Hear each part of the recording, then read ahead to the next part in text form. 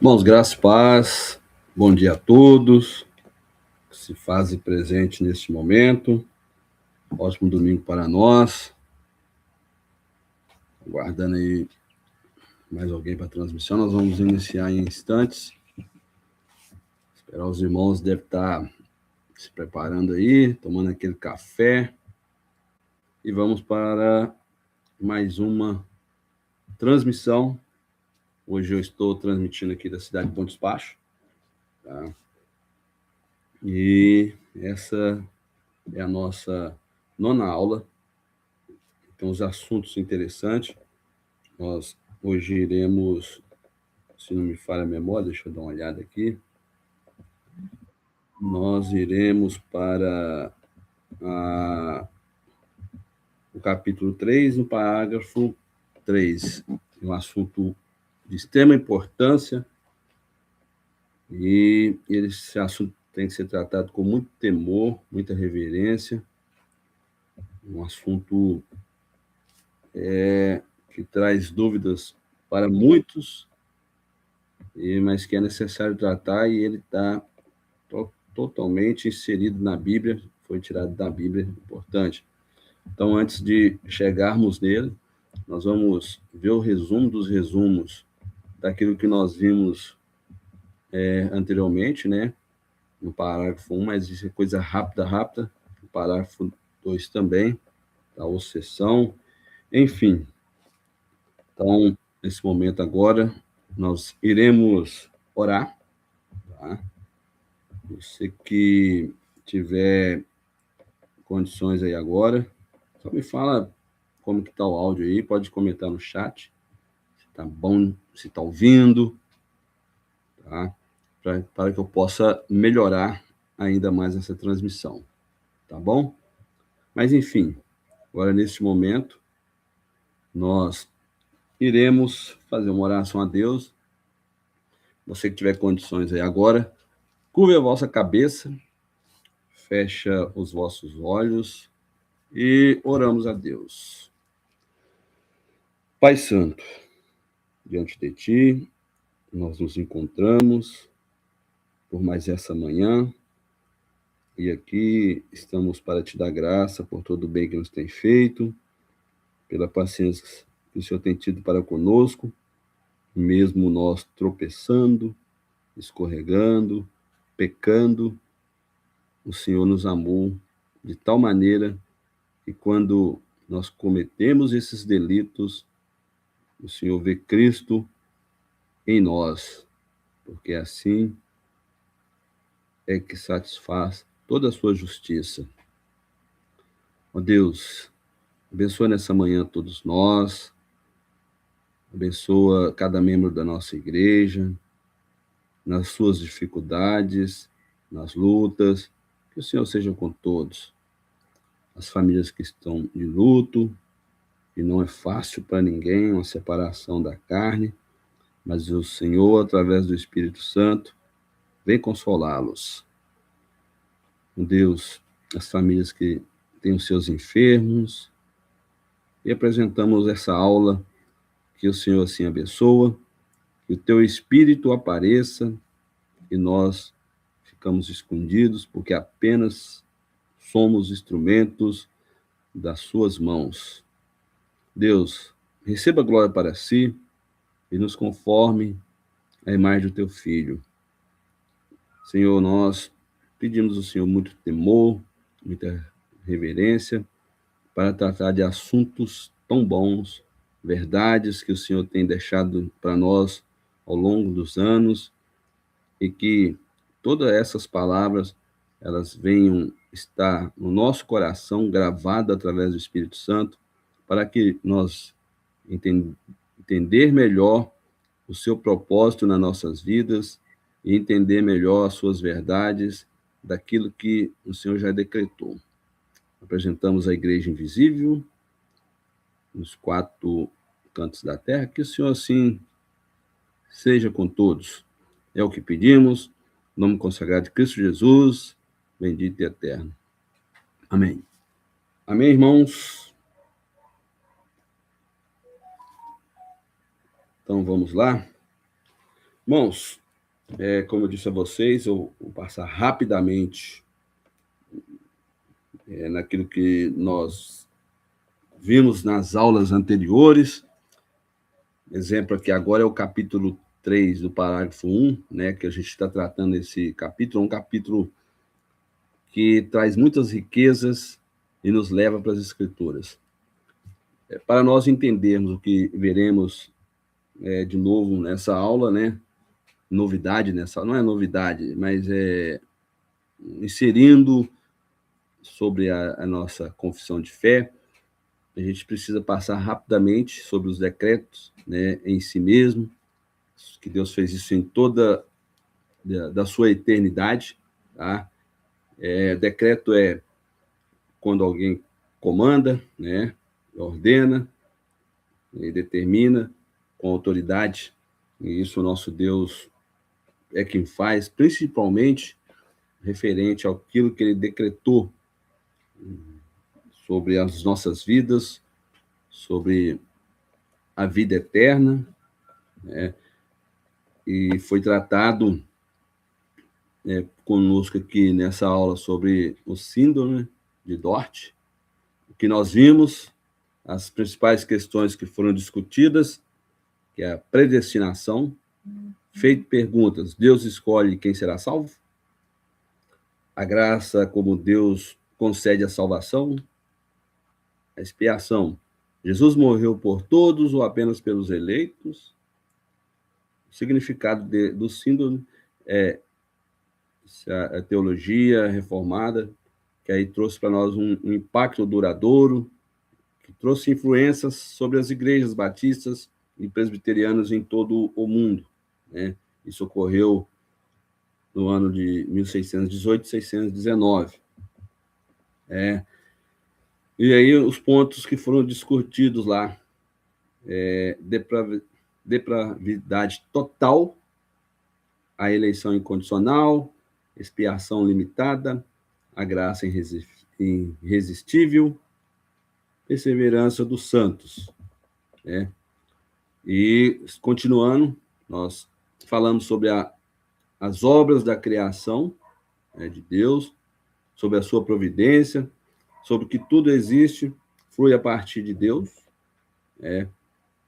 e uns pontos que também nós detalhamos nesse ponto, nessa sessão, nesse capítulo, foi que nunca e nem será violada a vontade da criatura, não é eliminada a liberdade ou contingência das causas secundárias, e existe harmonia entre a soberania e responsabilidade. Aí a harmonia da soberania de Deus, Deus é soberano sobre tudo, e existe a nossa responsabilidade. Então, aí existe harmonia e tudo flui, tá?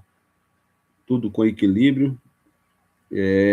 Isso ensina para nós que Deus governa e está governando o universo. Ele providencia tudo, ele cria, providencia, e tudo em perfeita ordem e condições, tá?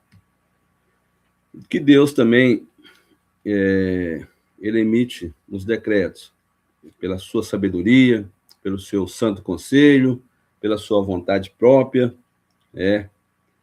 e ele ordenou tudo sem que haja mudança, tudo imutável, todas as coisas. O livro de Efésios corrobora conosco, né? Efésios 1, verso 11, nós lemos isso nas aulas anteriores, esse livro de Efésios, no capítulo 1, no verso 11, traz para nós um significado que os decretos de Deus, todos são moralmente perfeitos, pois em Deus há perfeição, irmãos. Todos os decretos, tudo que você imaginar, há perfeição, há moralidade, há santidade, tá? E Deus nunca é o autor do pecado, e Deus também nunca terá comunhão com isso, tá?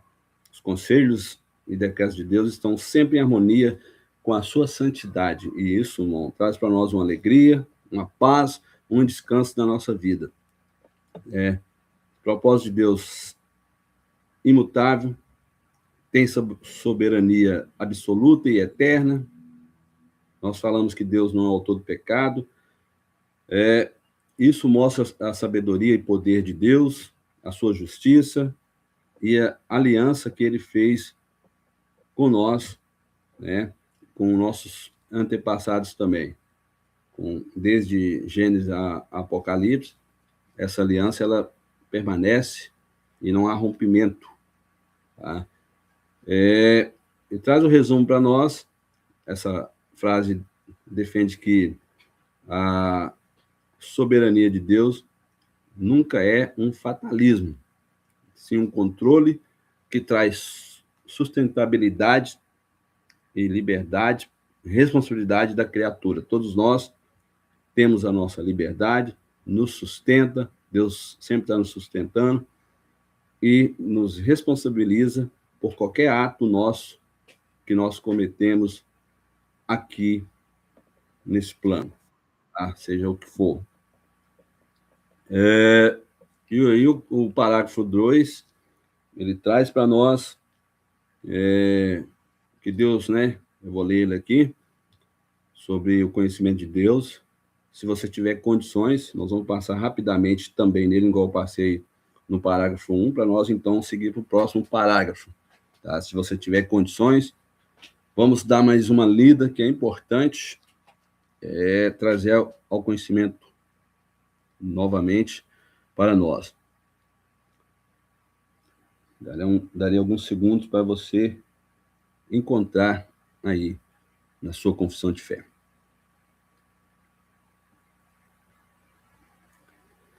Muito bem, vamos lá.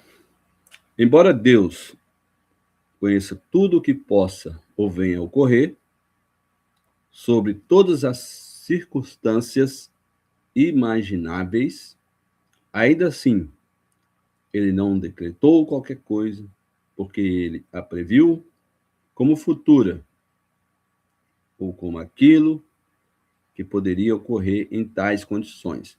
E aqui nós temos os livros que corroboram conosco, Atos 15, 18, Romanos 9, 11, 13, 16 e 18. Não precisa de abrir a sua Bíblia, que isso é coisa que iremos passar rapidamente, tá? Vou ler para vocês rapidamente. Atos 15, 18. Conhecidas são a Deus, desde o princípio do mundo, todas as suas obras. Traz para nós uma afirmação sobre onisciência e o plano eterno de Deus. Traz uma declaração sobre a inclusão dos gentios, aqueles que não eram judeus, referente à salvação pela graça, sem a necessidade da lei mosaica, sem a necessidade de o ser humano mover um passo ou fazer alguma ação para ser incluso na aliança, na salvação daquilo que Deus proporcionou para aqueles a quem ele quis salvar.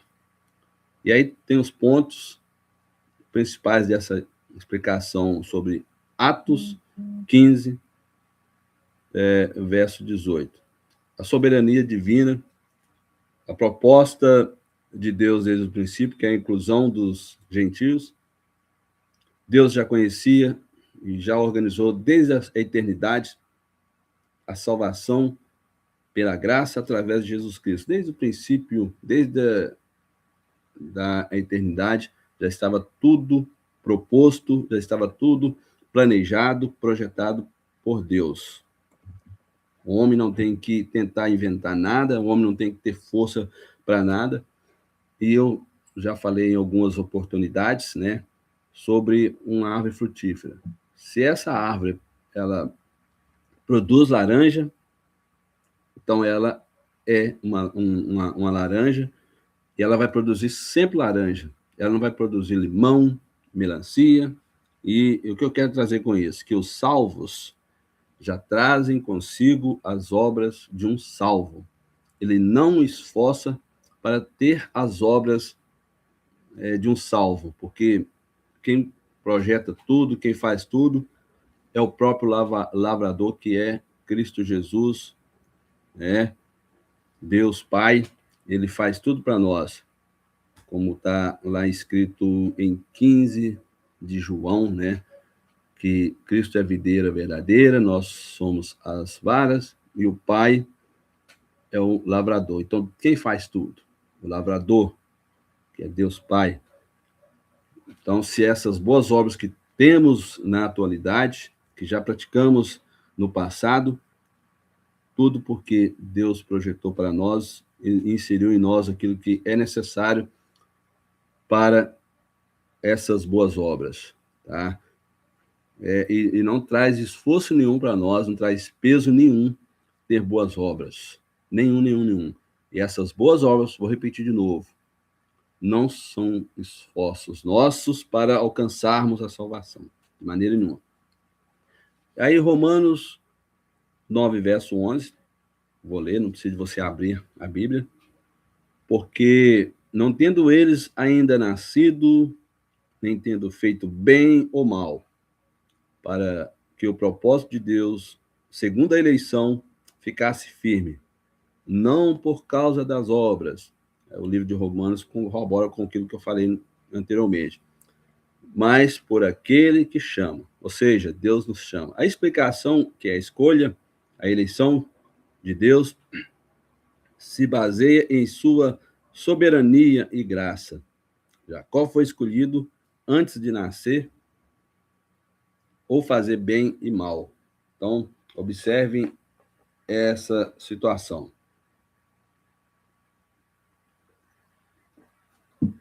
Observe essa parte da Bíblia que traz essa afirmação. E aí nós temos que descansar em paz nessa vida, porque a eleição, ela veio da parte de Deus, as boas obras que produzimos, quem nos ajuda a tê-las é o próprio Deus. E temos a soberania na eleição, né?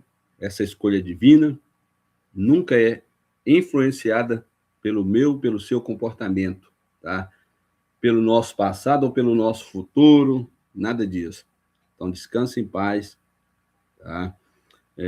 Independência das obras. A eleição não é a recompensa pelas ações justas, mas um ato da vontade de Deus. Eu estou fazendo questão de trazer isso de novo, porque no próximo parágrafo vai trazer um livro que pode levar ao entendimento que tem que ter boas obras, mas nada disso. O que o livro quer dizer para nós não é ter boas obras, tá?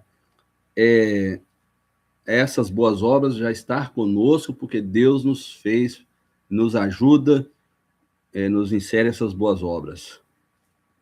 Muito bem. Seguindo adiante, Romanos 9, verso 13. Como está escrito: amei a Jacó e odiei a Esaú. Traz para nós, né, de novo, sobre a eleição, sobre a soberania de Deus, não nas emoções humanas. Nossas emoções podem muito bem nos enganar. Por isso, nós temos que ser racionais quando lemos a Bíblia, quando estamos diante de pregações ou de escolas como essa, né? Pregações que traz para nós raciocínio. Então, temos que raciocinar sempre e não ser frios, né, irmãos? Mas pensar bem naquilo que está sendo dito numa escola bíblica, numa exposição da palavra de Deus, tá?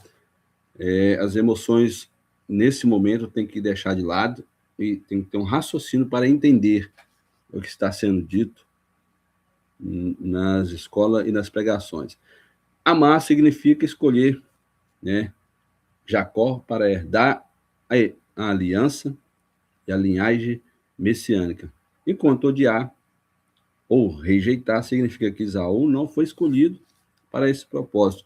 E o próximo parágrafo vai trazer isso para nós, tá? Ele é muito interessante, por isso que não tem como ir para ele sem passar por isso. Temos os pontos-chave. Contexto hebraico traz para nós que amar e odiar são usados como expressões de escolha, preferência e rejeição, não escolher. E não necessariamente com amor sentimental e um ódio ativo. Romanos traz para nós um resumo, esse Romanos 9:13. Não trata de Deus odiar uma pessoa com raiva maligna, eu falei isso na aula anterior, tá? Mas da sua escolha soberana. Ele é Deus, ele escolheu quem ele quis, ele faz o que ele quer, né? E essa de Jacó, né, para um propósito específico, e preferiu ele do que o próprio Esaú. Então, entendam bem, Deus não tem raiva maligna, tá? Ele quis escolher Jacó para um propósito específico, e esses relatos são verdades, porque o próprio Deus testifica. Aí, traz para nós, né? Não depende de quem quer, nem do que corre, mas de Deus, porque ele quis compadecer. Tá? Aí temos que Romanos 9,16 afirma que a salvação e a eleição divina não depende do desejo de quem quer ou de algum esforço nosso, né? Aí os pontos chaves: soberania divina. A decisão de Deus é baseada em sua vontade. Pronto. E compaixão. Ele teve vontade e compaixão de nós. Ele não é baseada em ações humanas, né? Aquilo que previamente seria ocorrer nas nossas vidas, né? E aí traz para nós, explicando como Jacó e Esaú no verso 13. Né? Essa corrida humana refere-se ao esforço próprio para alcançar justiça ou salvação, o que Paulo argumenta ser insuficiente, e é insuficiente. Você aí na sua carreira cristã, né, já passou por vários e vários anos, vários caminhos. Em algum momento você quis esforçar, mas você percebeu que é insuficiente e que isso depende unicamente do nosso Deus. Essa corrida humana para alcançar a salvação, ela é inútil, porque quem já alcançou para nós, desde a eternidade, foi o Senhor Jesus Cristo, ele pagou a nossa dívida. Referente à misericórdia de Deus, né? A salvação é um ato gratuito de quem Deus quis ter compaixão, quem Deus quis escolher, né? E traz um destaque da justiça e amor de Deus, né? Esse versículo tira o foco do nosso esforço, né? E coloca a soberania e misericórdia de Deus no centro da salvação. Seguindo, Romanos 9,18, pois ele quis compadecer de quem quer, e o coração endurecido de quem ele quis endurecer, daquele coração que já era endurecido. Traz um destaque da absoluta soberania de Deus na nossa salvação e no julgamento. Tá? Deus não é limitado pelas nossas vontades, vontade humana, jamais. Tá?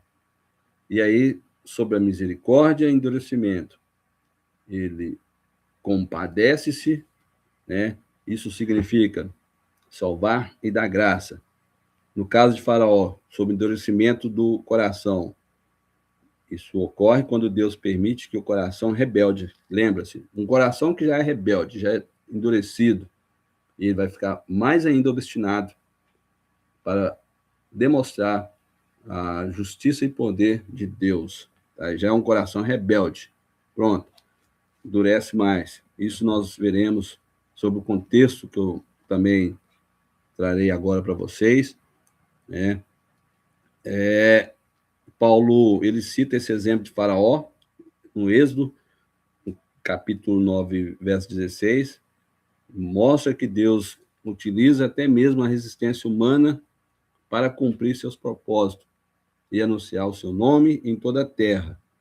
E agora sim, vou dar um prazo para vocês abrir no livro de Êxodo, capítulo 9, verso 16, que nós iremos ler e trazer aqui uma pequena explicação sobre o que quer dizer Êxodo, capítulo 9, verso 16.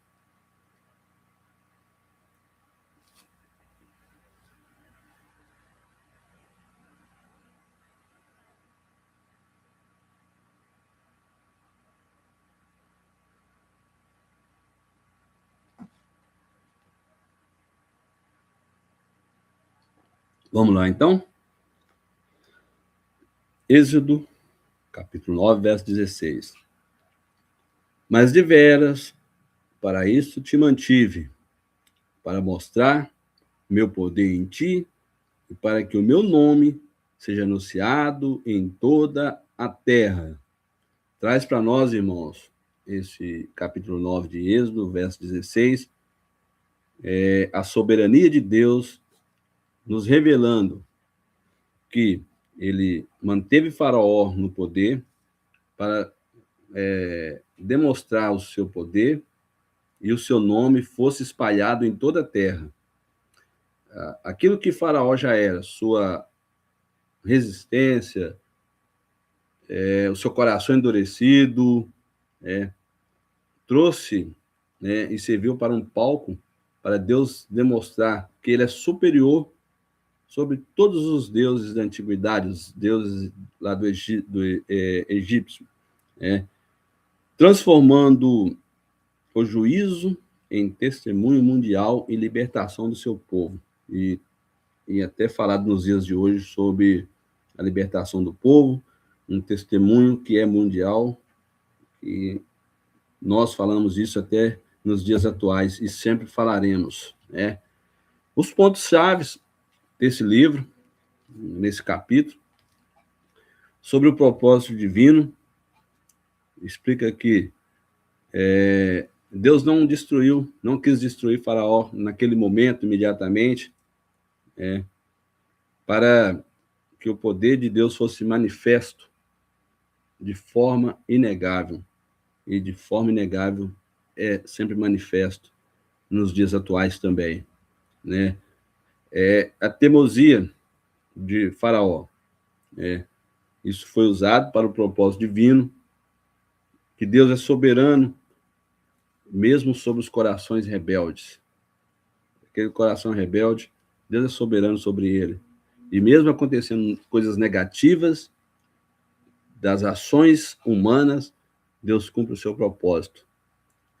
Ele usa o nosso pecado, nosso coração endurecido em várias ações, e aparece ali o poder de Deus e o propósito de Deus. O nome de Deus ele foi conhecido em toda a terra, provando que não há Deus semelhante a ele, nem na antiguidade, nem nos dias atuais. Tá? Deus é soberano sobre todas as coisas. Deus é eterno. E todos que já receberam o nome de Deus com D minúsculo, raramente se ouve falar deles em um momento ou outro, mas Deus sempre está em evidência, porque ele é soberano e é poderoso. E aí, mais uma vez, traz para nós sobre graça e julgamento. Mesmo no julgamento, aquela que foi a 7ª praga do granizo, Deus deu oportunidade de arrependimento. E é assim que Deus faz. Deus dá a oportunidade para que os homens se arrependem. E aí não há arrependimento, Deus usa do seu poder e mostra que ele é soberano, e também ele nunca anula a responsabilidade humana. Diante do juízo de Deus, não tem quem resista a esse juízo, porque a vida daqueles que não foram eleitos serão mostrada para eles, e eles verão que Deus é justo. Tá? E a aplicação para nós? Isso ensina, em meio a desafios e pragas, Deus está agindo para cumprir a sua promessa e proteger o seu povo. Ele cumpriu a promessa e deu proteção ao povo. Tudo que precisava para tirar o povo do Egito, ele fez com seu poder supremo. Fez com excelência e cumpriu as suas promessas e deu proteção. E é assim que Deus faz nos dias atuais também. Os principais pontos de Romanos 9, verso 18. Isso é uma resposta para a pergunta sobre a justiça de Deus na eleição. É a escolha de Jacó, a rejeição de Saul, e reafirma que Deus, ele é oleiro e nós, humanos, vasos nas suas mãos. Certo? E traz para nós que os decretos de Deus são baseados na sua própria vontade, sobre a sua própria soberania. e não em presciência condicional, certo? Deus não é compelido por eventos futuros. Isso é muito importante ter em nossa mente, que Deus já sabe de tudo que vai ocorrer, tudo. Ele decreta, decide as coisas em si mesmo desde a eternidade e não com a reação. Se isso acontecer, eu farei dessa forma. Não, já está tudo em seus planos, em seus projetos, já estão todos planejados. Deus tem liberdade, pois se Deus decretasse algo que é baseado, naquilo que ele previu ou que ocorreria, de alguma forma, ele estaria sujeito a circunstâncias externas. E não há nenhum milímetro para que isso aconteça, que Deus esteja sujeito à ação humana, à ação de alguma criatura, né? Então, o texto afirma que ele é inteiramente livre em seus decretos. O resumo é que Deus, o decreto de Deus antecede e estabelece todo o futuro. E pronto. E agora, irmãos, passaremos para o capítulo 3, dando seguimento do capítulo 3, em seu parágrafo terceiro. Darei algum prazo para você abrir aí a sua confissão de fé, no capítulo 3, parágrafo 3.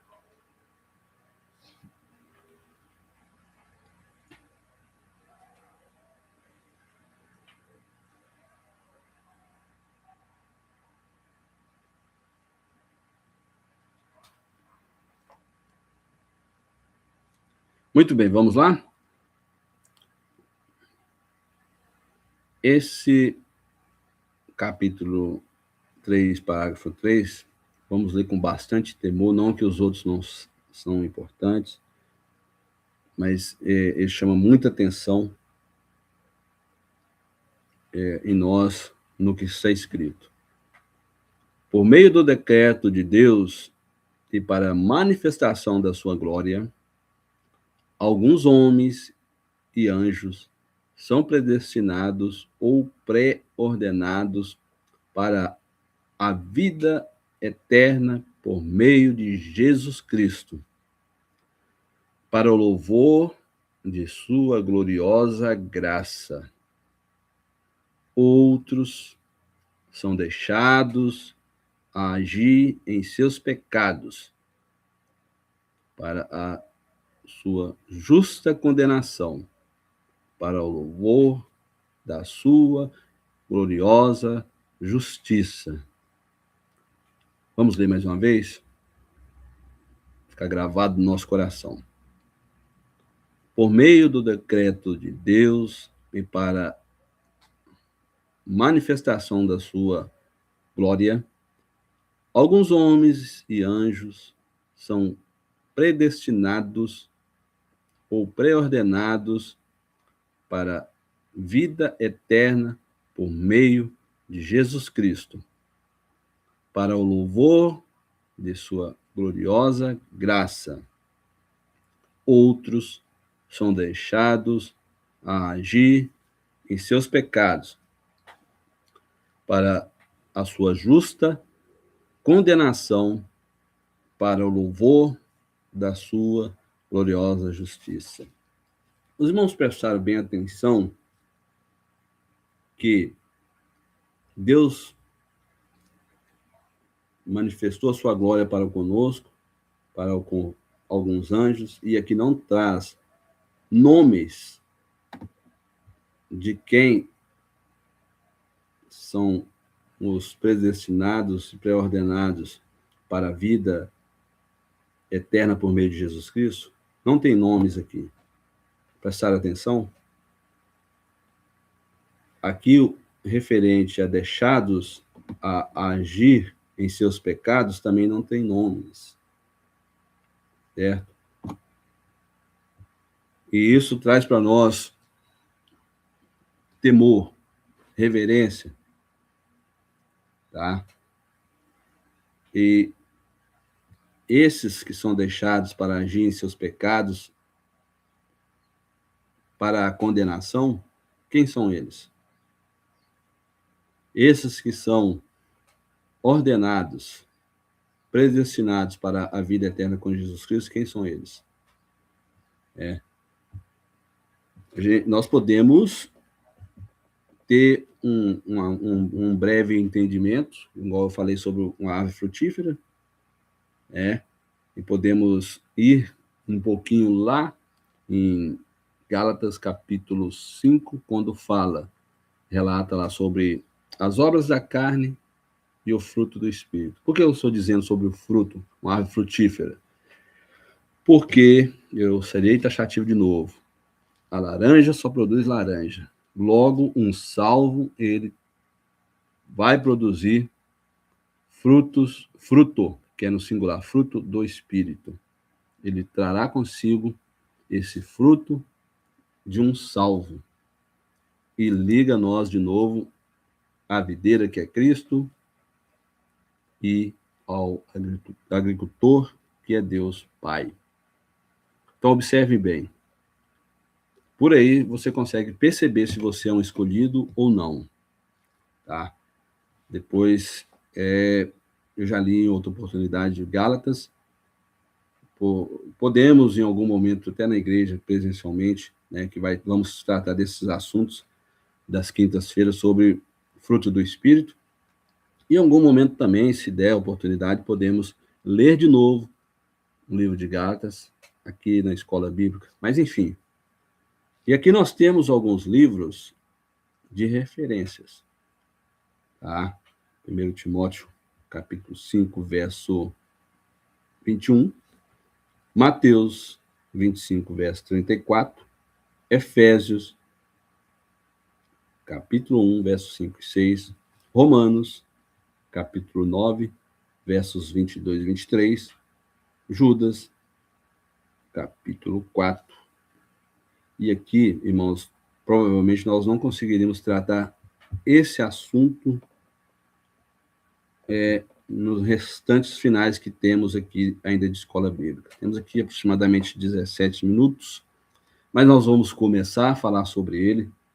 Você que tiver condições aí agora, abra a sua Bíblia em 1 Timóteo, capítulo 5, verso 21. E iremos ler. Darei um tempo para você abrir a sua Bíblia. Eu trouxe aqui em duas versões e nós iremos fazer a leitura. Eu vou aguardar vocês abrir aí a sua Bíblia em Timóteo para que possamos prosseguir.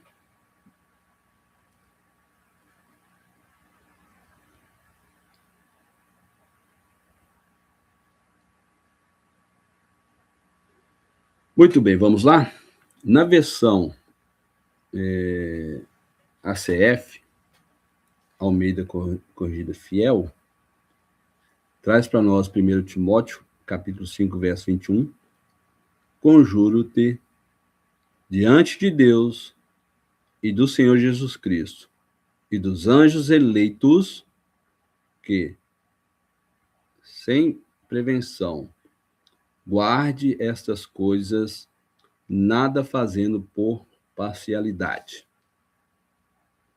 Na versão NVI, eu o exalto solenemente diante de Deus, de Cristo Jesus e dos anjos eleitos, a seguir essas instruções, sem parcialidade e a não fazer nada por favoritismo.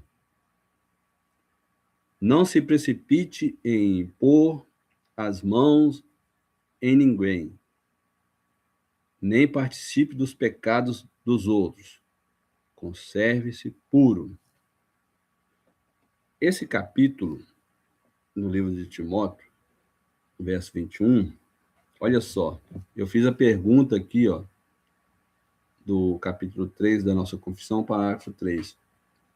Alguns homens e anjos são predestinados. Quem são eles? Sobre a condenação, outros são deixados a agir em seus pecados, para a sua justa condenação. Quem são eles? Você pode testificar através da manifestação do Espírito Santo que você é um salvo, que você é um eleito, através do seu comportamento, que você tem fruto do Espírito, sem esforço, sem trazer peso, que você é um salvo. Certo? E agora?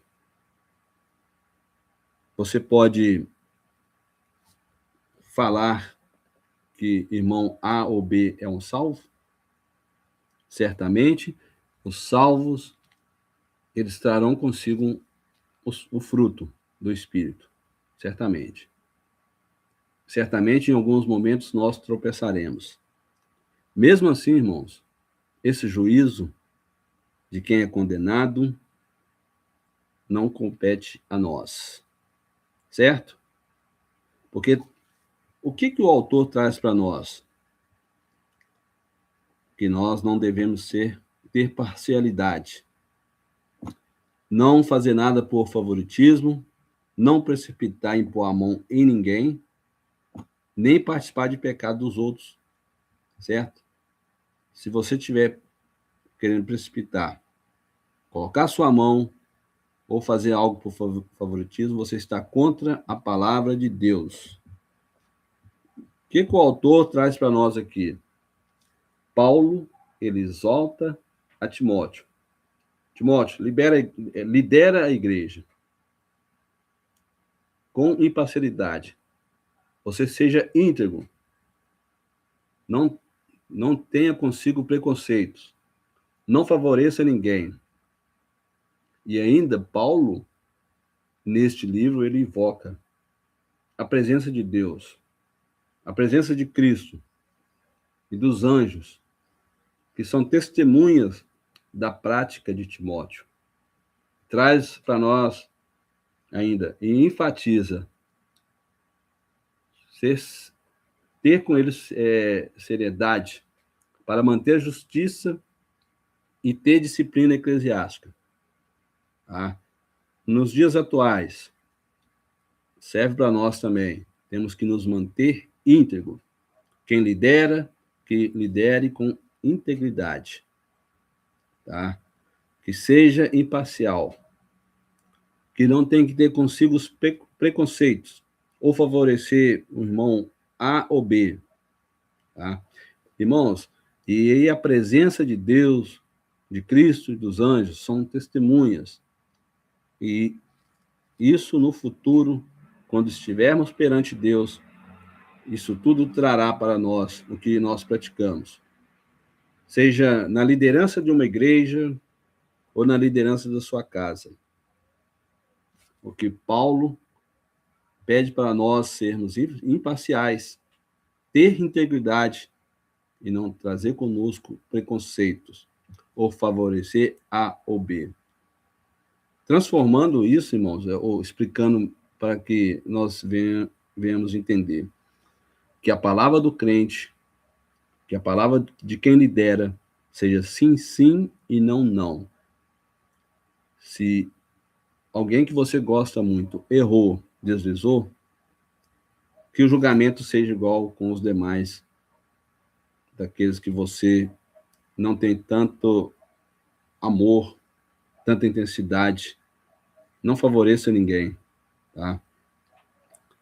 Paulo ele preocupa com isso.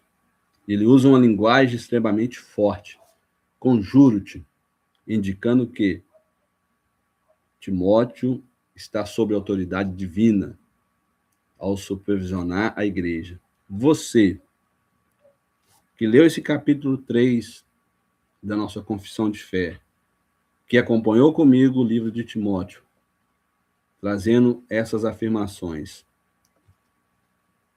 Olhe para você, onde você lidera. Eu não estou dizendo aqui que você não pode ser mais chegado de outras pessoas. Nada disso. Mas que você seja uma pessoa imparcial sobre os seus julgamentos. Eu não estou dizendo aqui que você não tem que ter mais intimidade com outros amigos, aqueles que você já vem de longas datas, tá? Mas que você seja uma pessoa íntegra ao fazer qualquer julgamento.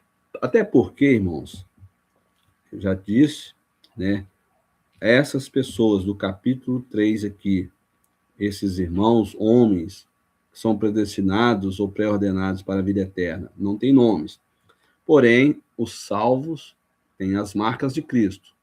E em algum momento ou outro nós identificaremos, certo?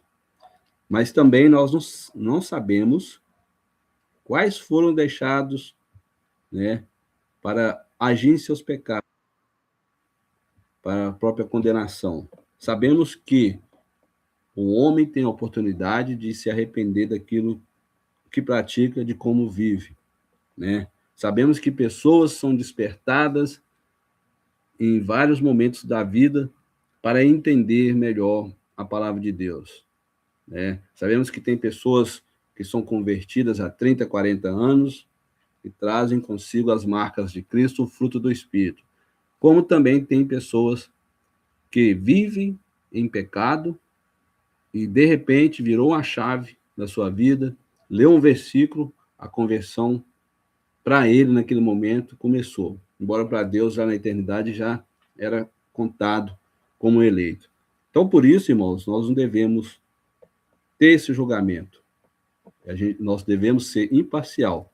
Quer você que pastoreia a igreja, que é presbítero da igreja, que é diácono, que é líder de homens, de mulheres, até mesmo na sua casa. Você que lidera a sua casa, é o pai da família, chefe da casa, você que é mãe, você que lidera junto com o marido, tome cuidado com isso, tá? Seguindo aqui sobre essa explicação,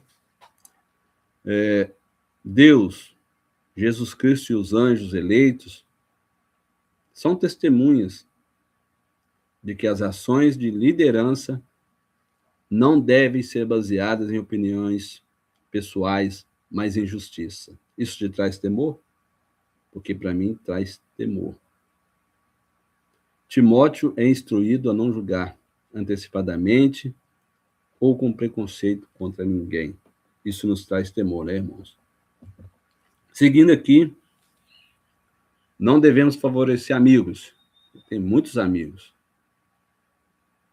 em diversos lugares, mas eu não tenho que favorecê-los, eu não tenho que favorecer meus familiares ou pessoas que são influentes, né, trazendo para ele um tratamento diferente. Eu tenho que tratar todos com a mesma justiça. E especialmente ao corrigir presbitério.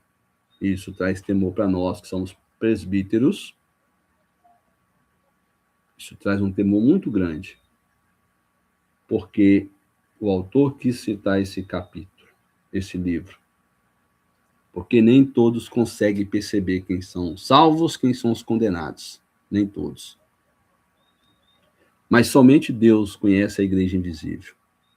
E isso traz para nós um leque para que tenhamos um comportamento também íntegro nas nossas vidas em diversos lugares. Certamente você já teve amigos na empresa e que também pertence à mesma igreja que você, que teve comportamento negativo. E como que foi a sua ação contra essa pessoa que é seu amigo?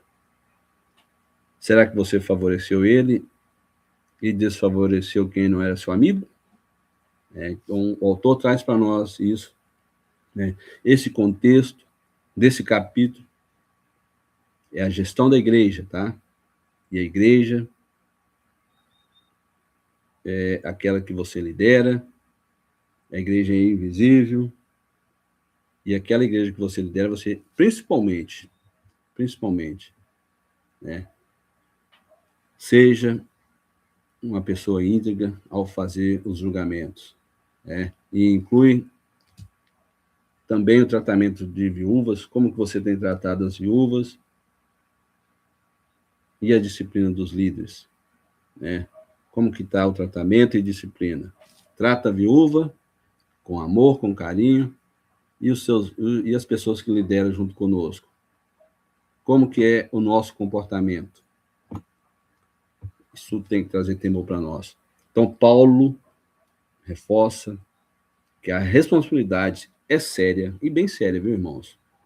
E que essa avaliação deve ser feita com base na verdade e não em julgamentos precipitados, certo? Irmãos, eu disse em outro momento nessa escola bíblica sobre Deus que condenou e odeia o pecado. E falei sobre a mentira. Deus condena a mentira.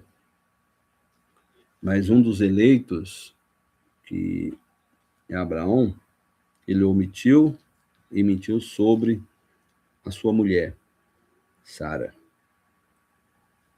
E aí? Deus não fez o julgamento precipitado sobre a vida dele.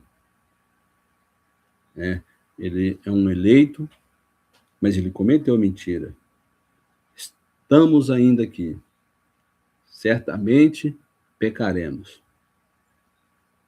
Mas isso não traz em nós um julgamento precipitado referente a irmão A ou B.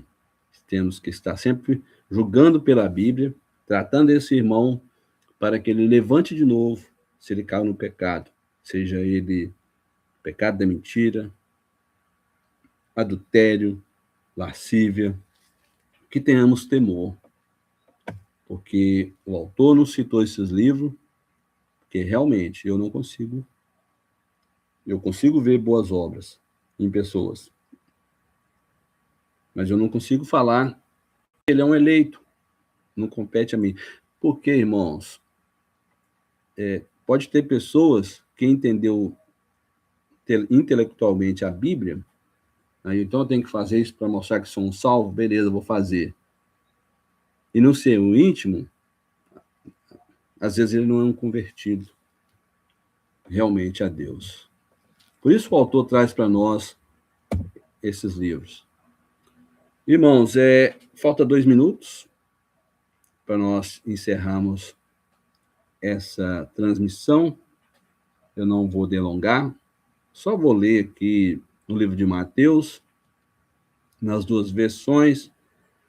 E aí, irmãos, daremos prosseguimento nessa aula nos próximos dias, tá? Para tratar esse assunto tão importante dessa confissão de fé da nossa igreja, que nos leva às Sagradas Escrituras e essas explicações nos livros citados.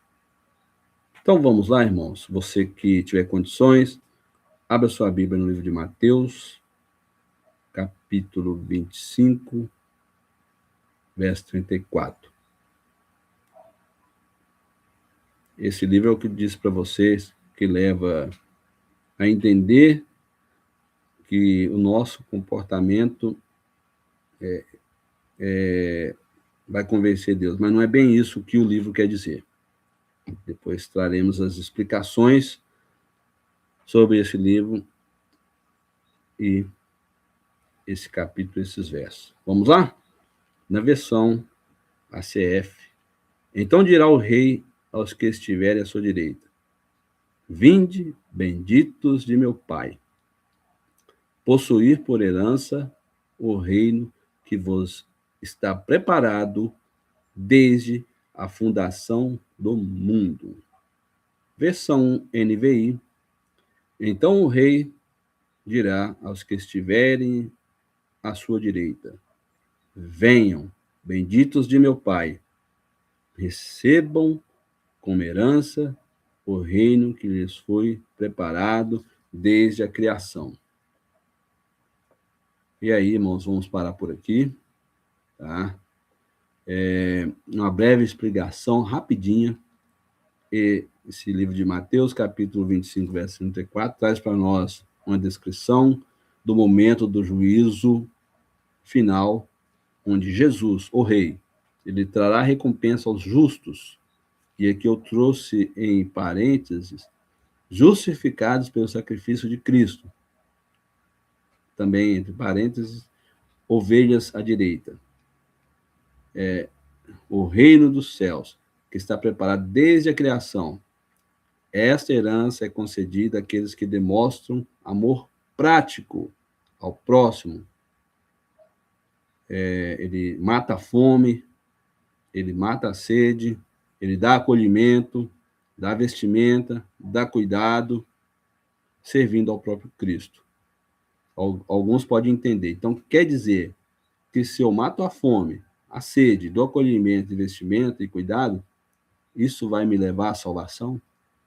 E eu digo que não. Eu te levo à salvação aqui, ó. Justificados pelo sacrifício de Cristo. E é isso.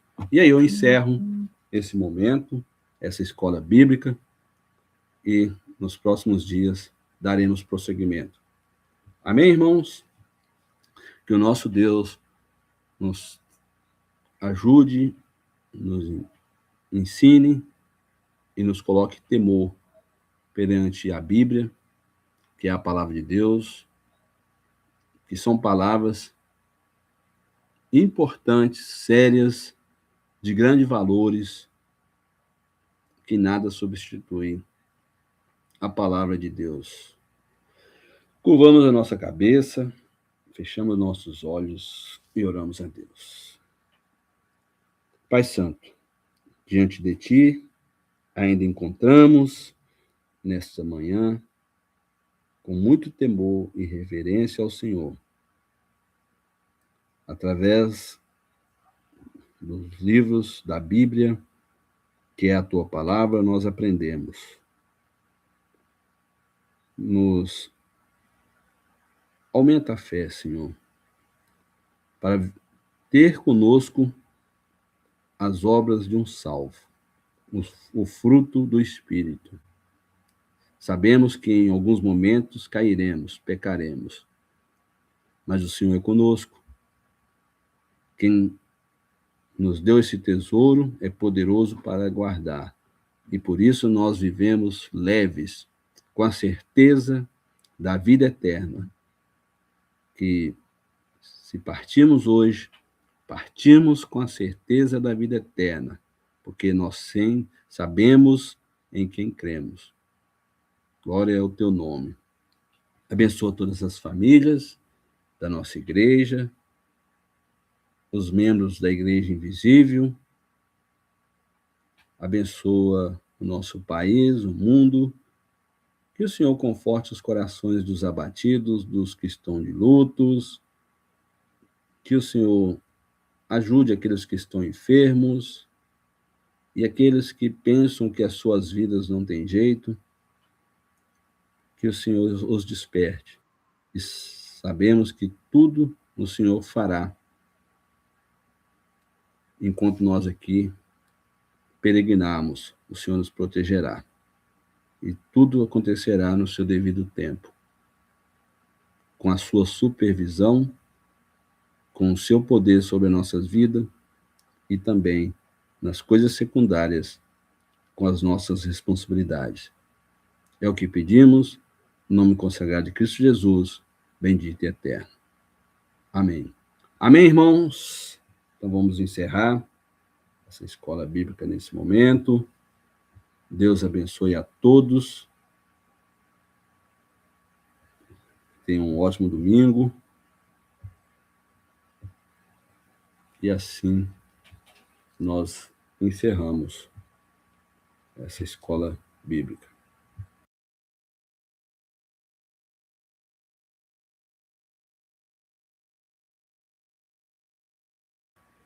Que o grande amor de Deus Pai, a graça de nosso Senhor e Salvador Jesus Cristo e as doces e reais consolações do Espírito Santo estejam em nossos corações eternamente. Amém.